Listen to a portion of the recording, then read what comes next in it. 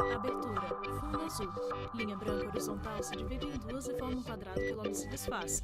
Círculo se divide horizontalmente em outros coloridos e se desfazem. No centro, repórter Justiça. Pessoas caminham no centro de Brasília. Um país com cerca de 12 milhões de desempregados. Medo, angústia e insegurança rondam as pessoas à procura de colocação profissional. Mas saiba que esses sintomas não são exclusivos de quem não tem trabalho. No ambiente laboral, tudo pode acontecer. Para muita gente, inclusive, é impossível não se estressar. Trabalhar é estressante, né? O próprio nome já diz trabalho. Estudante. Não tem como a gente trabalhar e não se estressar. Mas acho que é melhor com ele do que sem ele, não é mesmo? Caio Eu Carlos procuro da Silva, não me estressar com o coordenador de trabalho, RH. porque o estresse acaba gerando transtornos maiores, ainda mais no ramo que eu trabalho. Que é um ramo que as pessoas, inclusive, desenvolvem transtornos mentais, como depressão, entre outros. É muito difícil separar o estresse, a ansiedade e uma série de malefícios que isso traz. Não que o trabalho seja ruim, mas é que ele traz esses malefícios. Eu não conseguiria separar hoje o estresse do trabalho. Mas é bom que consigamos dosar essas emoções no trabalho. É que, se não tratados, sentimentos de exaustão, aumento do distanciamento mental e redução da eficácia profissional podem levar o trabalhador a desenvolver burnout. Não é à toa que a Organização Mundial da Saúde inseriu no ano passado a síndrome na classificação internacional de doenças, um mal associado exclusivamente a um fenômeno ocupacional. E é esse o tema do Repórter Justiça desta semana. Corredor com porta aberta e escada. Ao primeiro soar da sirene, lá estão eles apostos para atuar. Rapidez e agilidade são essenciais. O tempo aqui é precioso. Salvar vidas é a missão desse grupo. Bombeiros saem do grupamento em 2 caminhões de cores vermelhas com detalhes em amarelo. Um dos caminhões tem escada articulada acoplada a ele. Há 8 anos, Rudiard entrou para a corporação. Era a realização de um sonho antigo. Só que atrelado ao bônus da profissão vem o ônus também, muito comum entre os militares. Rudiard Ser bombeiro é uma doação, sargento. né? É uma doação muito grande, é uma profissão muito gratificante, mas é muito estressante também, né? A gente passa por situações bem adversas do dia a dia, né? Que a gente tem que estar atuando de uma forma bem profissional para acabar se envolvendo com a situação e tudo. Então é uma profissão muito difícil também. É por essas e outras que a profissão de bombeiro é considerada, de acordo com um site especializado em carreiras, a segunda mais estressante do Brasil. Perde apenas para a de operador de telemarketing. Outros cargos que deixam qualquer um de cabelo em pé são cirurgião, professor, piloto de avião, atendente telefônico para emergências, policial militar, bancário, gerente financeiro, controlador de tráfego aéreo e técnico de enfermagem. Dr. Rafael é psiquiatra e explica que a síndrome de burnout foi diagnosticada inicialmente na década de 60. Atinge principalmente profissionais que lidam com pessoas. É um esgotamento em Rafael que Boechat, tem que ficar claro assim, que a pessoa não sabe lidar com aquilo. Não é que não sabe, o teu organismo não consegue lidar com aquilo. Por quê? Porque existem alguns que conseguem. Né? Então não é todo mundo que é exposto àquele mesmo trabalho que vai ter o burnout. Isso são questões individuais. Né? Algumas pessoas têm dificuldade de lidar com essa demanda, com esse excesso de carga, com esse excesso de cobrança. Essa talvez seja a palavra. Quando você lida com pessoas, as outras pessoas estão só te cobrando. Esquecem que você também é uma pessoa que você já atendeu, ou já deu aula, ou já viu um monte de gente. Eles só querem olhar o seu lado. Então eles estão sempre te cobrando, te cobrando, te cobrando. Alguns lidam com isso de uma forma mais tranquila, outros não. E aí acabam tendo essa manifestação que seria o burnout. É sempre assim. Nas ruas eles trabalham em resgates. De dia, na chuva, à noite. Situações como essas vistas nas imagens não têm hora para acontecer. A adrenalina e a tensão começam bem antes da chegada ao local do acidente. Quando tem o brado, Cidemar da toda a Silva situação Neves, subtenente. fisiológica da pessoa ela é alterada. O coração dispara, a pessoa acelera, fica mais ativa, vamos dizer assim. E aí começa a se preocupar com o que vai encontrar na cena, que tipo de atividade vai poder discorrer ali. Quando volta para o quartel, aquela alimentação passou da hora, ele perdeu a fome, está desinteressado naquilo. e acaba que rola o dia e ele fica prejudicado também. É difícil você evitar o estresse quando você lida com sofrimento alheio e com perdas e com morte. Então, evitar o estresse acho que é difícil.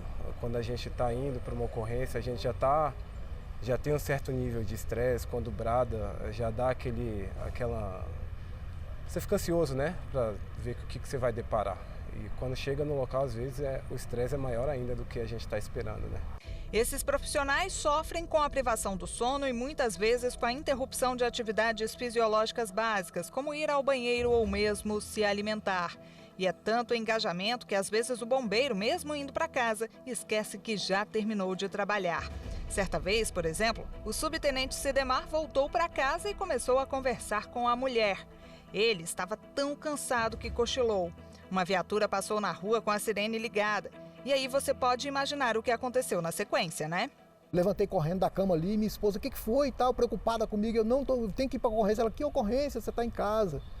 Aí foi que ela me situou e eu voltei para a cama e fui tentar tranquilizar de novo, voltar ao estado em que eu me encontrava. Isso aí é uma vivência do estresse. Outro fator que pode causar o estresse de bombeiros é o excesso de cobrança. Entenda por isso cobrança familiar, da sociedade, da corporação, cobrança interna.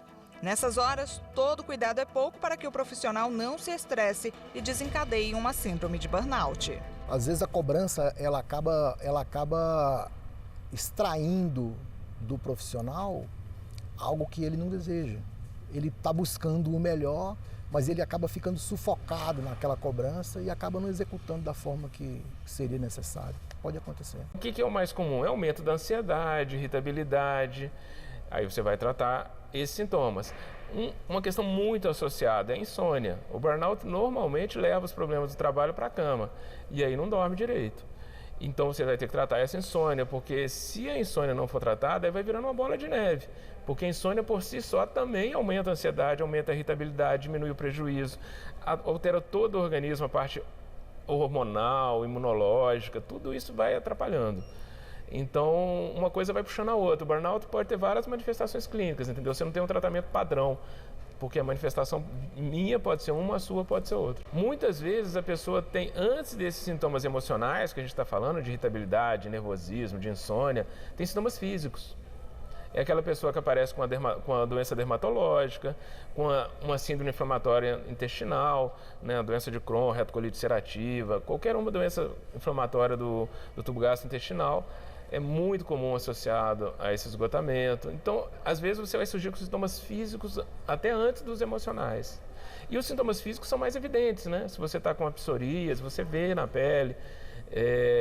Então, às vezes você procura um médico, não um psiquiatra, para tratar aquela questão antes dos sintomas emocionais em si. Os trabalhadores são resguardados caso apresentem problemas como esse. Se o afastamento laboral for indispensável e ultrapassar 15 dias, o funcionário entra de licença e passa a receber um auxílio-doença do INSS. Todo e qualquer tipo Washington Barbosa, advogado especialista em direito previdenciário, né, por uma incapacidade temporária, ela é segurada pelo seguro social, né, que é o chamado auxílio-doença. Né, que você fica em licença saúde, os primeiros 15 dias pela empresa, a partir do 16º dia pelo INSS vai começar a pagar. Se isso realmente acontecer, é preciso seguir um passo a passo.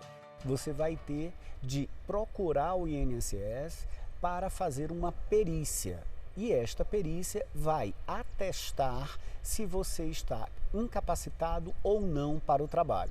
Essa incapacidade ela pode se dar de maneira provisória, né, por alguns meses, por alguns dias ou às vezes até anos, né, e ela pode também chegar até acarretar uma aposentadoria por invalidez.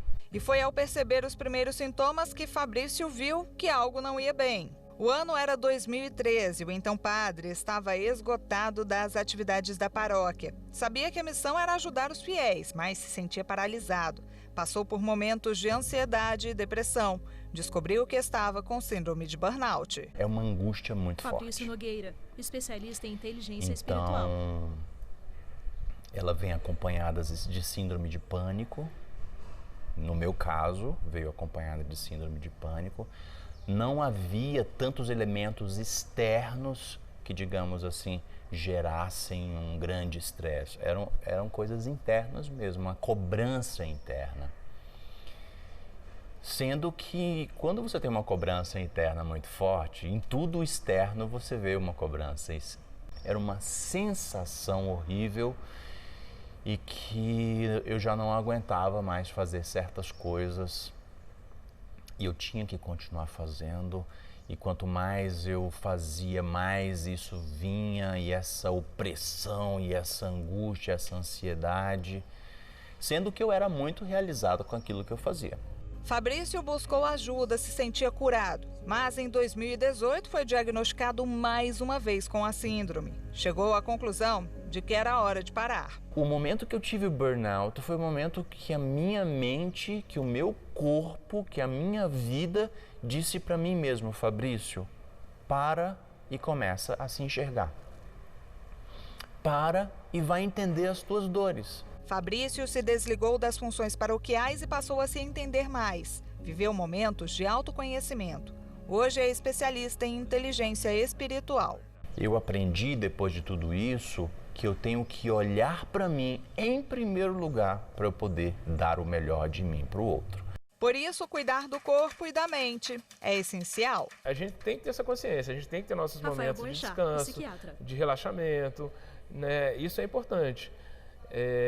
Além disso, paralelo a isso, todas as outras questões que a gente sabe que também são importantes, de uma alimentação saudável, de uma prática de atividade física, de uma busca de lazer que te dê prazer.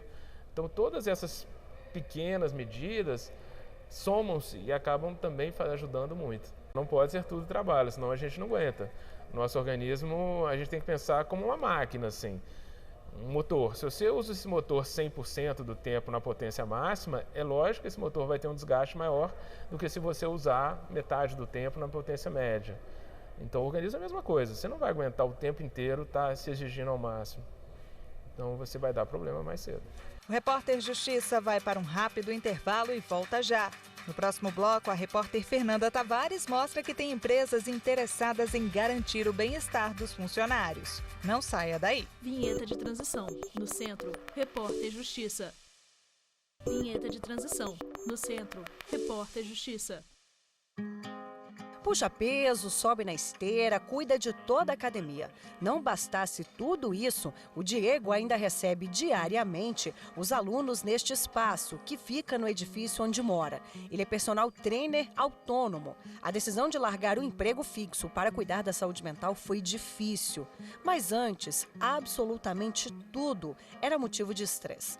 O trânsito para chegar ao trabalho, então, nem se fala. Diego Almeida, tinha uma rotina trainer. muito estressante, porque eu dependia do transporte público, só que nem sempre eu conseguia adequar. Aí depois que ocorreu isso, eu me mudei para uma outra localidade, e nessa outra localidade já não tinha mais o transporte público. E aí eu tive que começar a utilizar um meio particular. E dessa questão do meio particular, começou a entrar a questão do trânsito também, que aí eu tinha os horários muito apertados. Aulas em excesso, alunos demais, o relacionamento com a chefia e com os colegas já não ia bem. Só que foi levando, empurrando com a barriga mesmo. E aí, qualquer pequena irritação ganhava grandes proporções. A possibilidade de seguir trabalhando sem assinar carteira preocupava, mas começou a ser cogitada por ele. Alguns clientes meus, que eu já tinha alguns clientes externos, eles falaram: por que você não continua com o externo? Isso está te fazendo tão mal. Você consegue manter essa rotina. Aí, a princípio, eu fiquei bem receoso, porque você sai de um fixo, de uma atividade que você tem todo um apoio, né, um benefício, pro nada. Assim, por exemplo, se eu ficar doente ou se eu tiver algum acidente, eu não tenho um apoio, eu tenho a mim mesmo. Então, a princípio, eu fiquei com bastante medo. Hoje, Diego tem uma rotina de trabalho bem menos puxada. Como consequência disso, tem também tempo de sobra para a família. Muito melhor, assim, questão de tudo, questão de localização, moradia, com relação a tudo, até a questão do trabalho em si, porque a maior parte dos meus clientes eu atendo aqui na academia do prédio. E aí eu tenho que me deslocar menos, bem menos, então eu tenho muito tempo para família, deixar a criança no colégio, buscar no colégio. Então, assim, eu vivo a minha família e eu consigo ver os frutos do trabalho. Esse estilo de vida que o Diego levava ainda é uma realidade para milhões de trabalhadores no Brasil. Pessoas envolvidas numa correria a perder de vista. E que elas, quando notam que há algo errado, já estão no auge da tensão. O afastamento no trabalho nunca será algo bom, Tavares, nem para o funcionário e nem para a empresa. As principais causas desse distanciamento das atividades têm sido o estresse e a depressão. Segundo a Organização Mundial da Saúde, cerca de 33% da população brasileira tem algum problema relacionado à saúde mental. Como vimos no primeiro bloco do Repórter Justiça, a síndrome de burnout tem estado cada vez mais presente na vida de alguns trabalhadores. E inúmeros são sintomas sentidos pelo paciente. Às vezes eu estou bem, às vezes eu não estou, às vezes eu estou muito agressivo, muito irritado, às vezes eu estou muito emotivo, mais choroso. Isso vai acontecer, essa instabilidade emocional. Mas tem outras condições também que vão sinalizar a síndrome de burnout. Eu vou ter uma baixa na produtividade e aí quanto mais esse quadro vai evoluindo, mais o meu rendimento profissional ele fica afetado. Baixa motivação, baixo interesse. Ellen faz um alerta sobre o despreparo das empresas para lidar com situações do tipo. A gente ainda coloca a produção acima do sujeito, mas se esquece que quem produz é o sujeito. Então, se eu quero elevar a minha produção, eu preciso pensar no sujeito que produz. E aí nós temos grandes empresas que já pensam isso, né? Na mídia isso está sendo divulgado o tempo todo. Quando a gente cria um ambiente de trabalho mais ergonômico, mais saudável, que eu possibilito o sujeito que ele possa ventilar suas ideias, que ele possa se socializar e não fique focado unicamente nas metas de produção, eu tendo a criar um ambiente de trabalho que me proporciona um aumento no rendimento dos trabalhadores. Para este advogado especialista em direito do trabalho, as empresas vêm se transformando gradativamente. Isso, inclusive, é um tema que tem sido constantemente Cunete, trabalhado no judiciário, em direito trabalhista. a partir de políticas públicas que não só estão aqui no Brasil, mas como estão sendo copiadas da Europa, dos Estados Unidos. E acho que um exemplo que seria bem prático e fácil que a gente pudesse enxergar de uma multinacional, acho que é do conhecimento de todos, da Google, né, que tem trabalhadores regrados sobre um regime que é semelhante ao que nós temos aqui no direito laboral no Brasil. E lá você vê não só as práticas descritas por você, como ginástica laboral, mas espaços direcionados, ou melhor, destinados aos trabalhadores que se sintam confortáveis de ali estarem. Então, não tem uma fiscalização em termos de jornada de trabalho semelhante à nossa, mas há um destino de determinada jornada em que o trabalhador se ausenta da sua mesa, do seu espaço de trabalho, e vai para um outro local onde ele tem uma mesa de sinuca, tem uma mesa de ping-pong, tem uma televisão para ele assistir o noticiário dele. Enfim, práticas que permitam a ele se sentir confortável naquele local em que ele está ali diariamente trabalhando. O Tribunal Superior do Trabalho tem dado bom exemplo. Semanalmente, são oferecidas aulas de yoga e meditação aos funcionários. Desde 2018, a gente tem esse encontro de meditação no tribunal, que ele acontece às segundas-feiras pela manhã e sexta-feira à tarde. 15 minutos, a pessoa pode sair do seu ambiente de trabalho, é uma proposta que o tribunal oferece, é dentro do expediente mesmo, que ela vai, pratica os seus 15 minutos e retorna para o seu ambiente de trabalho. Quem participa aprova a iniciativa e sempre repete a dose de relaxamento. As pessoas, depois de um certo tempo de prática, elas começam a sentir que algo está melhorando dentro delas, né? Justamente essa capacidade de se conectar um pouco mais com essa onda de paz que está dentro da gente, né? Como o estresse é que faz surgir como se fosse uma nuvem que você não se lembra que existe isso. E a meditação vem para começar a mostrar que se você ficar um pouco em silêncio, não se envolver demais, não criar muito pensamento e emoção, você vai sintonizar novamente com essa harmonia interna. Aulas de ginástica laboral também são realizadas nos gabinetes do tribunal. O momento é ótimo para quem precisa dar uma pausa na rotina puxada de análise de processos judiciais. A gente tem metas, a gente Lenara trabalha em cima de metas. Servidora então pública. É algo que acaba sendo bastante estressante, porque você está sempre perseguindo a meta. Então, às vezes chega no final de semana, durante a semana você não rendeu tanto, porque às vezes pega um processo mais complexo. Então você tem sempre aquele fantasma ali te perseguindo. E é uma coisa que gera um estresse, assim, independentemente do trabalho, do volume de trabalho, uma coisa que acaba pesando. A implantação da ginástica laboral aqui no âmbito do TST foi fantástico, porque experiência minha mesmo, a questão do bem-estar, né, a questão postural também, melhora de um aspecto geral, a questão física e psicologicamente também, né, porque você dá aquela parada, você desestressa e parece que quando você retoma até com uma força maior, uma disposição melhor. Todas as aulas fazem parte do programa TST em Movimento. Nós sabemos que a atividade física tem uma relação muito estreita com a saúde das pessoas. Não só com a saúde física, mas também com a saúde mental. São diversas atividades. A gente tem uma atividade que chama revezamento de caminhada, que é uma competição entre as unidades do tribunal, onde as pessoas precisam percorrer o maior número de passos em 4 horas de revezamento.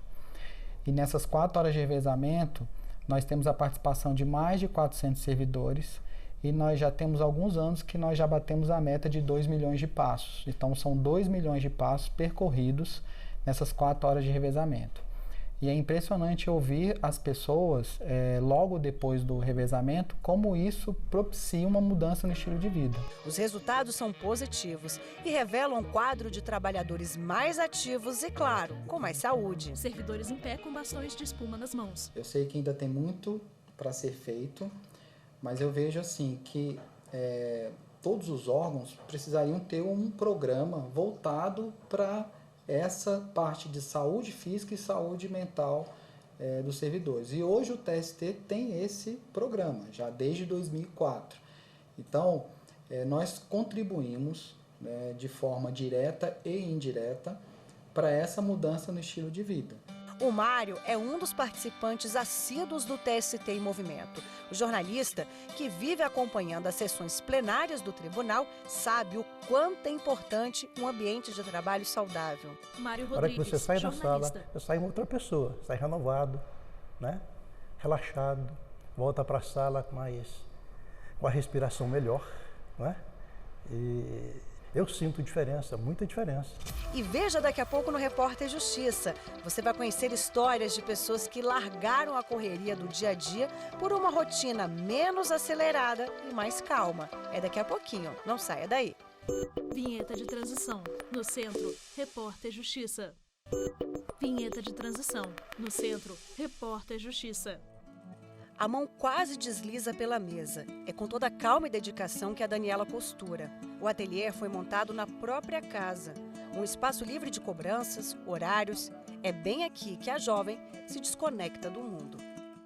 Costurar sempre foi um hobby, um ponto de equilíbrio na vida da professora. Quando adolescente, ela pensava em trabalhar com moda, mas nunca recebeu apoio. Decidiu então estudar e se tornar professora. Daniela Furtado, eu trabalhava professora. 40 horas em sala de aula como monitora, né? Atendendo crianças especiais dentro de turmas inclusivas. Então, era o dia todo, né? Dentro da sala, trabalhando com esse público que é muito frágil. Chegou um ponto em que ir para o trabalho se tornou um fardo muito pesado, né? Então,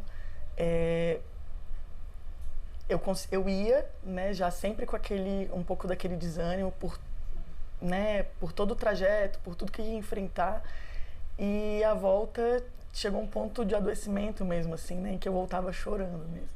Apesar de tudo que vivia, Daniela tinha dificuldades de reconhecer que as causas dos problemas de saúde estavam diretamente relacionadas ao trabalho desempenhado. Eu trazia muito para mim a responsabilidade de não estar satisfeita no meu local de trabalho. Então, assim, eu não conseguia compreender que poderiam existir outros fatores, né? Então, eu não admitia que aquilo não era bom para mim, que aquilo não estava legal, né? Você só quer fazer, você quer ir lá realizar o seu trabalho, fazer o que você precisa fazer e ponto final, né? Até que, depois de muito processo terapêutico, eu cheguei num ponto em que eu pensei, eu preciso de um afastamento psiquiátrico, né? E a minha terapeuta concordou comigo. Depois de um longo tratamento, ela foi reintegrada à Secretaria de Educação. Passou a levar o ritmo mais tranquilo. O colégio agora fica perto de casa. A carga horária não é mais exaustiva. E a costura, mais do que nunca, passou a fazer parte da vida dela. Eu me sinto muito mais leve, Daniela eu acho que eu me sinto mais feliz, muito mais criativa, inclusive para enxergar o mundo de outras formas, né? Há uns anos atrás isso para mim era inimaginável, assim, você interromper o trabalho para, de repente, investir numa outra profissão, que é uma profissão que não é tão reconhecida, assim, né? Mas que me deixa muito plena. Então, para mim tá maravilhoso. Faria tudo de novo. Uma crise de estresse e ansiedade mexeu com professores da rede pública do DF anos atrás. Só no ano passado, por exemplo, houve quase 57 mil dispensas por questões de saúde. Pensando em mudar essas estatísticas alarmantes, um programa da Secretaria oferece oficinas diversas. Foi criado para que profissionais possam praticar esportes ou aprender idiomas fora do horário do serviço. A ideia é mostrar aos professores que eles são importantes e também precisam de cuidados e atenção. Nós, em 2017 e 2018, realizamos uma pesquisa com os professores e servidores da Secretaria de Estado de Educação e detectamos que um dos maiores motivos do adoecimento eram as doenças psicossomáticas, doenças mentais, né? Então, como ansiedade, depressão, estresse. Com isso, nós realizamos um grupo de trabalho onde nós elencamos algumas ações que eram necessárias que a Secretaria de Educação fizesse na prevenção ao adoecimento e na promoção da qualidade de vida e bem-estar. Aqui nós proporcionamos aulas de voleibol, condicionamento, dança. Isso tudo influenciou muito na vida dos professores desde que o projeto se iniciou. Os professores aqui, eu percebi que eles não tinham nenhum tipo de maturidade, nenhum tipo de qualidade física. As coisas mais básicas que a gente faz no dia a dia para eles eram uma coisa muito difícil. E com o passar dos dias, eles vinham relatando que melhoraram muito. A questão de dormir, de fazer atividades diárias que eram muito difíceis, inclusive trabalhar, que melhorou muito. A queda no número de atestados médicos foi um excelente termômetro para comprovar a eficácia do projeto. As melhorias relatadas são evidentes. A gente ganha em qualidade de vida e você poder praticar um esporte, estar com aquelas pessoas que você gosta, no seu ambiente de trabalho, é muito bom. A gente vem, a gente brinca, a gente se diverte, a gente sorri. E a gente tem toda a oportunidade, além de tudo, assim, o projeto está aí e a gente tem que aproveitar as oportunidades. Às vezes você fala assim, eu vou para casa, eu vou para academia, aí você fica enrolando e não vai. Aqui você tem seus colegas de trabalho, a gente já se divertiu praticamente o dia inteiro, porque eu acho que assim, o trabalho, além de tudo, a gente tem que estar feliz onde é que a gente está. A gente precisa ser um profissional feliz e eu acho que fazendo atividade física, a gente ganha em qualidade de vida. A Alane, que você vai conhecer agora no Repórter Justiça, tem uma história bem parecida. Arquiteta por formação, quis fugir da rotina estressante. Foi trabalhar em uma loja num shopping da capital. E pensa que a experiência foi boa? Nada disso. Comecei a me sentir muito mal por estar naquele local que eu não queria desde sempre. Eu entrei lá para ficar uns 4 meses só. E depois não deu, foi dando muito certo, o ambiente começou a ficar um pouco tóxico, lidar com as frustrações de não ter sido fixada na profissão também, aí foi juntando várias emoções e acabou me gerando crise de pânico. Os sintomas eram os piores sinais de que o corpo e a mente pediam socorro. Era uma coisa muito forte que eu não sabia de onde vinha, né? E era um desespero muito grande. A síndrome de pânico que eu sentia lá era assim, eu nunca senti nada na vida e eu pensei que eu ia morrer no momento. É um negócio que vai subindo daqui em cima e para na garganta, assim, que você fica sem ar. Ela decidiu ouvir o coração. Foi cuidar da mente e do corpo. O que era uma rotina para desestressar virou um trabalho para ajudar ao próximo. Atualmente, o dia a dia dela é em função de transformar a vida de outras pessoas que enfrentam o mesmo tipo de problema que ela teve lá no passado. Ficar num ambiente que não é acessível a você, que não é bom, você vai se deteriorando por dentro e você não liga. Você acha que isso vai passar, mas não passa. Então, o meu recado é, procura olhar para dentro de você mesmo, procure entender como o seu eu interior funciona, as suas relações com as suas emoções e com Deus, ou com quem, sei lá, você acreditar. Então eu acho que a princípio a gente criar essa conexão com nós mesmos e com algo que a gente acredita é um primeiro passo muito grande para se livrar dessa crise que pega tanta gente. O Repórter Justiça de hoje fica por aqui. Você pode rever este e outros programas no nosso canal no YouTube, TV Justiça Oficial. Acesse também o nosso site, tvjustiça.jus.br. Quer enviar uma sugestão de reportagem? Manda aí a sua dica. É no repórterjustiça@stf.jus.br. Obrigada pela sua companhia e até mais. Créditos finais. Produção: Josiane Matos e Letícia Pires. Reportagem: Fernanda Mulaerte e Fernando Tavares. Edição de texto: Fernanda Mulaerte. Cabelo e maquiagem: Kelly Matheus. Figurino: Thalita Oliveira. Cinegrafia: Jefferson Martins, Lázaro Filho, Lúcio Ribeiro e Luiz Guilherme. Assistência técnica: Benício Ferreira, Carlos Ferreira, Joselildo Júnior e Kleber Leite. Edição de pós-produção: Diego Galeotti. Videografismo: Lucas Matias. Audiodescrição: Visual Áudio. Roteiro: Kainan Leão. Narração: Ana Luísa De Franco. Núcleo de programação: Rosa Wazen. Núcleo técnico: Fábio Guedes. Núcleo de produção de programas: Flávio Soledade. Supervisão: Coordenadoria de Gestão da TV e Rádio Justiça. Secretaria de Comunicação Social, STF. Realização: TV Justiça Essencial 2020.